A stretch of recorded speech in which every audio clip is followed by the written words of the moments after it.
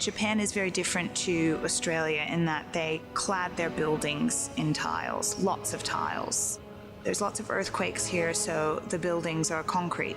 To decorate the buildings, they cover them with tiles.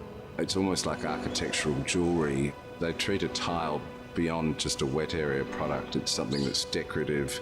It's something that enhances a building both on the inside and the outside in a way that no other cultures use. Virtually every building that you go past that's residential or commercial buildings, most likely to be clad in ceramic tiles. It's not so common in Australia, but trying to make that connection for people to see ceramics as a form of material that can be used anywhere. We're standing outside the Celine store in Ginza. It's just an example of Inax's capability to create customised ceramics for small solutions. You can see the very beautiful deep blue glaze that's typical of Japanese ceramics on a lot of the pieces and the way that they've arranged them in different angles to create more of a 3D effect with the different tiles. The Toyosu building is a really beautiful place. Really unusual use of terracotta tubes. Quite striking and yet welcoming. Sits well with the soul. It's so quiet in there and yet there's so many people coming in and out of the place.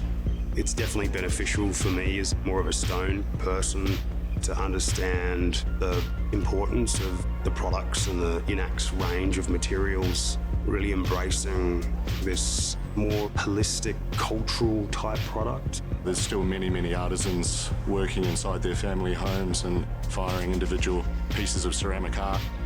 They're making little pieces that are incredibly beautiful, but they're not aiming to make a phenomenal amount of money from doing this. They do it because they've always done it and that's their skill and what they love to do.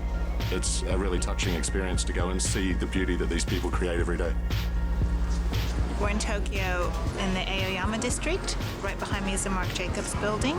This is one example of architects working with Inax to design a custom facade tile. It's actually called Tajoran, which means blade. As you can see, it's got quite sharp edges.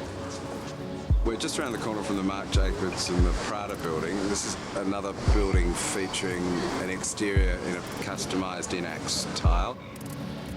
By being able to show these Japanese projects and these Japanese buildings to people, we've started to show people that ceramic cladding is an incredibly durable and beautiful way to clad a building. The vertical cemetery in central Tokyo is a very, very unusual building. Firstly, it's a vertical cemetery, so where you've got no space, you have no room but to go up.